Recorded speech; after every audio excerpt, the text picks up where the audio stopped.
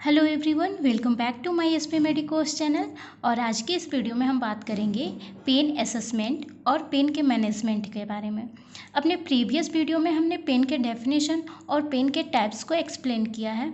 सो अपने वीडियो को स्टार्ट करते हैं, कैसे हम पेन का असेसमेंट करते हैं और कैसे किसी पर्सन को पेन होता है तो कैसे हम मैनेज करते हैं।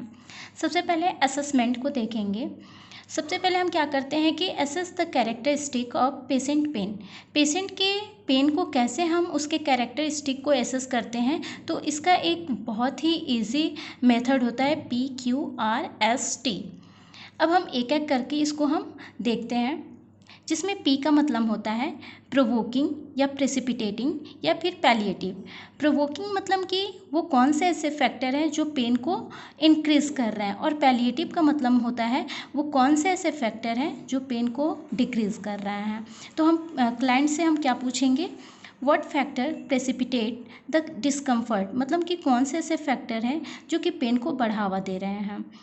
Next, what were they doing at the time of onset, और कौन से ऐसे फैक्टर हैं या फिर किसकी वजह से जो पेन है वो डिक्रीज हो रहा है।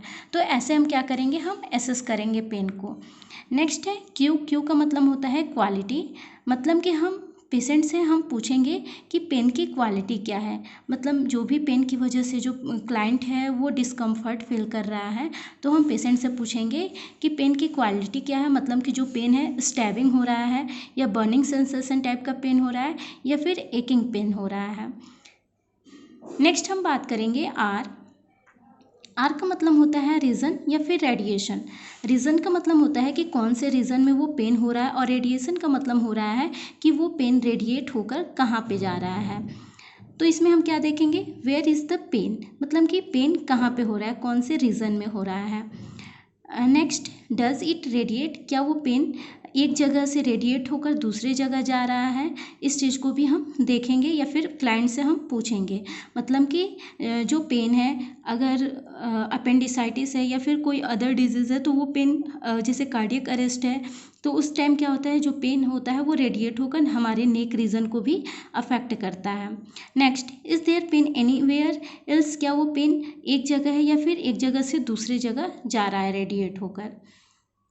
नेक्स्ट, एस का मतलब होता है सीवियरिटी, मतलब जो पेन है वो कितना सीवियर है, और जो पेन की वजह से जो भी क्लाइंट है डिस्कम्फर्ट फील कर रहा है तो हम उसकी रेटिंग देखेंगे, पेन स्केल के थ्रू मेज़र करेंगे कि जो पेन है वो माइल्ड है, मॉडरेट है या फिर सीवियर है। नेक्स्ट होता है टाइम।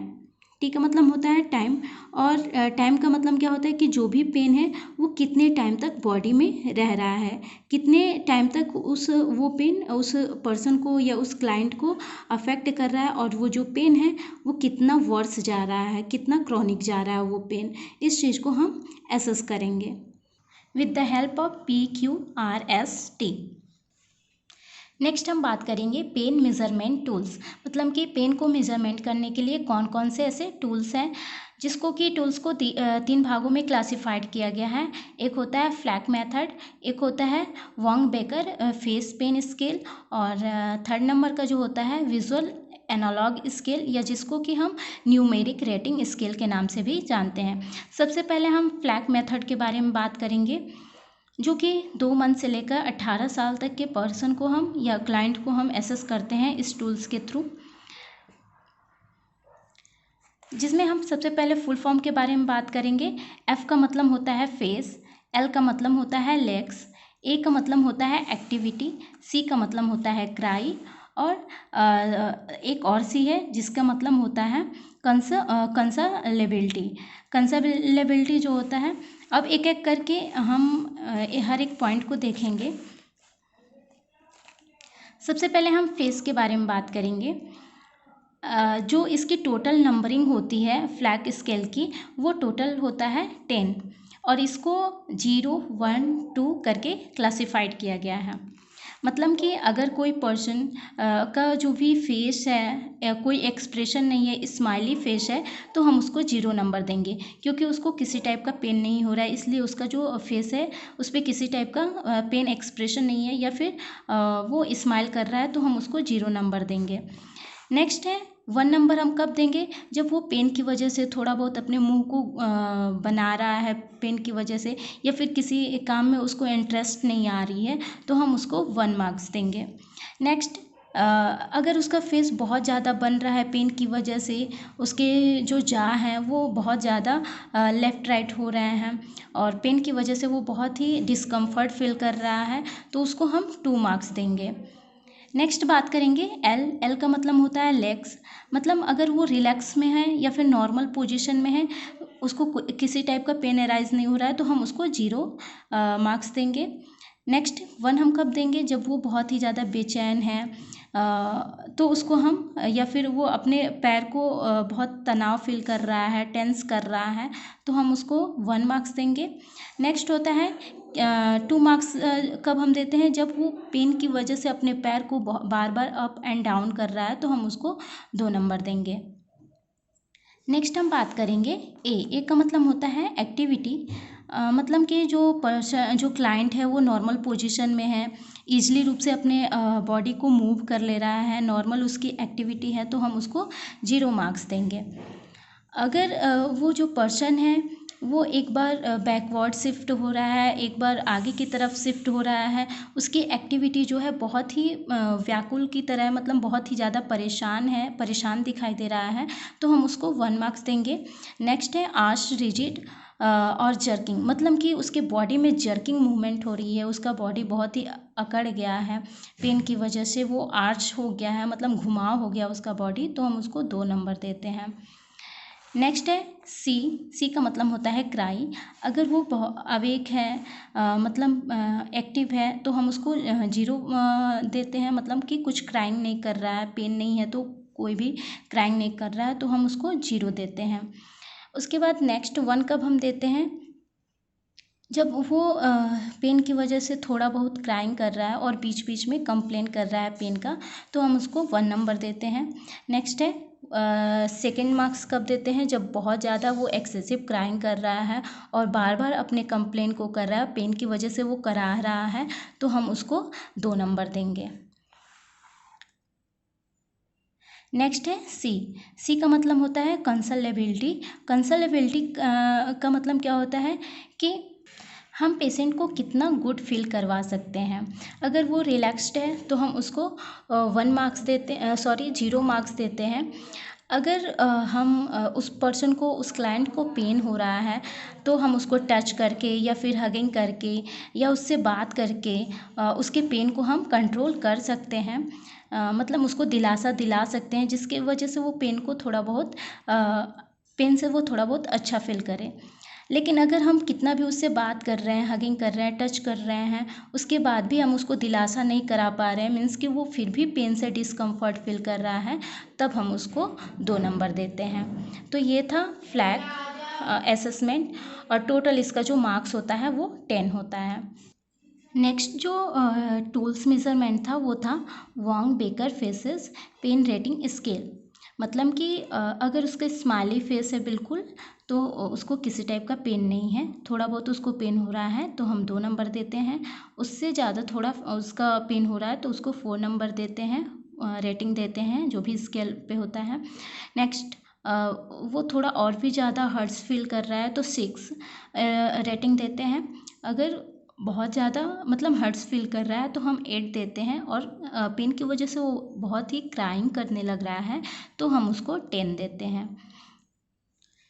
नेक्स्ट हम टूल्स मेजरमेंट के बारे में बात करेंगे, 3rd नंबर, जिसका नाम है विजुअल एनालॉग स्केल या फिर न्यूमेरिक रेटिंग स्केल के नाम से भी जानते हैं इसको। मतलब हम इसको नंबरिंग में काउंट करके हम उसका पेन असेसमेंट करते हैं। 0 नंबर पे उसको कोई पेन नहीं है। अगर उसको माइल्ड पेन हो रहा है तो 1 से 3 तक के बीच में होता है तो उसको माइल्ड पेन होता है।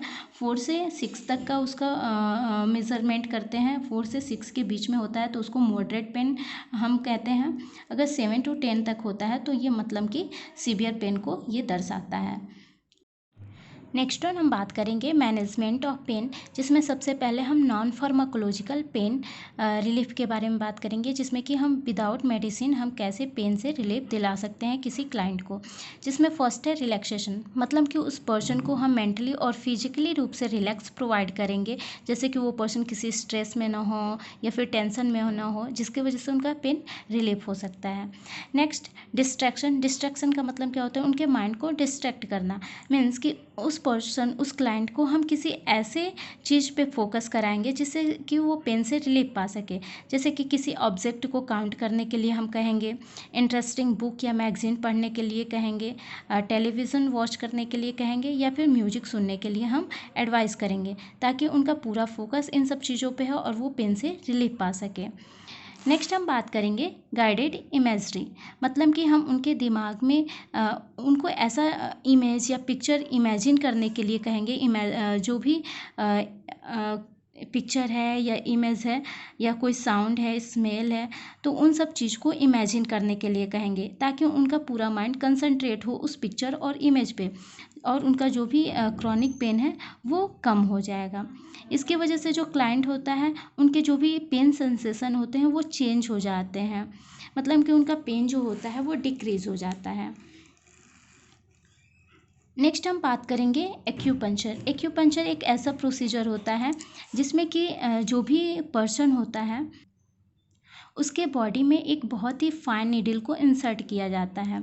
जब भी हम कोई फाइन नीडल इंसर्ट करते हैं, जो भी पेन पॉइंट है वहाँ पे हम फाइन नीडल को इंसर्ट करते हैं, जिससे कि जो एंडोर्फिन्स जो हार्मोन्स होते हैं वो रिलीज होते हैं, और जो एंडोर्फिन्स हार्मोन्स होते हैं वो हमारे बॉडी में नेचुरल पेन किलिंग केमिकल्स होता है, और ये क्या करता है, एंडोर्फिन्स हार्मोन्स की उस पेन को किल करने में हेल्प करता है। तो एक्यूपंक्चर थेरेपी के थ्रू हम पेन से रिलीफ दिला सकते हैं। नेक्स्ट हम बात करेंगे massage. Massage therapy is hand on treatment. Massage जो थेरेपी होता है वो हैंड ऑन ट्रीटमेंट होता है, हैंड के थ्रू हम मसाज करते हैं, in which a therapist manipulates muscles and the soft tissue to improve health wellbeing. उनके हेल्थ को प्रमोट करने के लिए जो भी थेरेपिस्ट होता है वो क्या करता है, उनके मसल्स या जो भी सॉफ्ट टिश्यू होते हैं उनको मैनिपुलेट करता है, ताकि उनका हेल्थ कंडीशन जो होगा वो इम्प्रूव हो सके। नेक्स्ट हम बात करेंगे म्यूजिक थेरेपी। इससे भी क्या होता है, माइंड डाइवर्ट होता है और वो क्लाइंट पेन से रिलीफ पाता है। Music therapy has evidence to support its use to reduce chronic pain, anxiety and depression in older adult. जो भी ओल्डर एडल्ट होते हैं, अगर डिप्रेशन में होते हैं या एंजाइटी में होते हैं या क्रॉनिक पेन से सफ़र करते हैं, तो हम उनको म्यूजिक थेरेपी प्रोवाइड करते हैं। नेक्स्ट हम बात करेंगे लाफ्टर थेरेपी के बारे में। इसमें जो भी पर्सन होता है, जो क्लाइंट होता है, उसको बहुत ही ज़्यादा बहुत ही तेज़ 10 मिनट तक हंसने के लिए हम एडवाइस करेंगे, जिससे भी क्या होता है कि उनका पेन जो होता है वो पेन से वो रिलीफ पाते हैं। नेक्स्ट है थर्मोथेरेपी। थर्मोथेरेपी का मतलब क्या होता है, thermotherapy is the application of hot and cold treatment. Thermotherapy में हम क्या करते हैं कि उस पर्सन को हॉट या फिर कोल्ड थेरेपी प्रोवाइड करते हैं, जो भी क्रॉनिक पेन होता है उसे रिलीफ दिलाने के लिए। नेक्स्ट है एक्सरसाइज थेरेपी, जैसे कि हम उस पर्सन को वॉक करने के लिए कहेंगे या फिर योगा करने के लिए कहेंगे। इससे क्या होता है, उनके बॉडी में मूवमेंट होता है, और मूवमेंट की वजह से क्या होता है कि जो भी जर्किंग पेन होता है उससे वो पेशेंट जो होता है रिलीफ पाता है। Next hypnosis. हिप्नोसिस एक ऐसा टेक्निक होता है जिसमें कि हम उस पर्सन के, उस क्लाइंट के माइंड को एक जगह एकाग्रित करते हैं या फिर सबकॉन्शियस कर देते हैं उस पर्सन को, जिससे कि वो क्या होता है, उस पर्सन अपने पेन को वो भूल जाता है, उनका माइंड एक जगह एकाग्रित हो जाता है किसी ऑब्जेक्ट पे, या हम वर्बली कोई बात करते हैं और अपनी बातों पे उसके माइंड को हम एकाग्र करते हैं, तो इस वजह से क्या होता है कि वो अपने पेन को भूल जाता है। नेक्स्ट है आर्मोथेरेपी। आर्मोथेरेपी में क्या होता है, aromatherapy is way of using good smell to help client relax and decrease pain. इसमें कुछ हम गुड स्मेल्स का यूज करते हैं, जिससे वो स्मेल करके वो क्या होता है, अपने पेन को भूल जाता है, मतलब वो खुद को रिलैक्स प्रोवाइड करता है और वैसे क्या होता है कि उनका पेन जो होता है वो डिक्रीज़ हो जाता है। तो अभी तक हमने नॉन फार्माकोलॉजिकल ट्रीटमेंट के बारे में बात किया। अब हम बात करेंगे फार्माकोलॉजिकल ट्रीटमेंट से हम कैसे पेन को रिलीफ दिलाते हैं।